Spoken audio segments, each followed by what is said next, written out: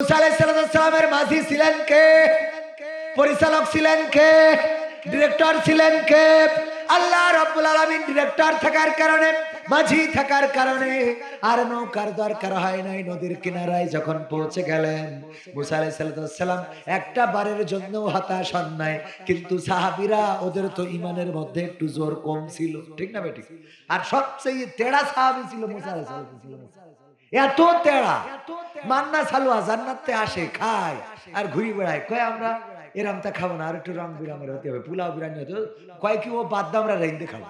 কত বড় শয়তান! বসে পড়ি জান্নাতে খাবার আসে, তুই খাবি আর হাত ধুয়ে ঘুরে বেড়াবি আর বোর সাথে মস্তি মারবি। কথা কয় না, মন খারাপ, খেলো।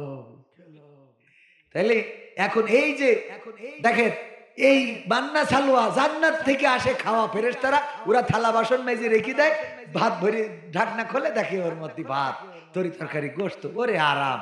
এই আরামের খাওয়া বাদ দিতি, কয় আমরা পেঁয়াজ রসুনের চাষ করব, আলু করব, পটল করব, আমাদেরও অত ওই মান্না সালুয়া খাবো না। এসব তো কত বড় খারাপ! ওরা যদি ওই সময়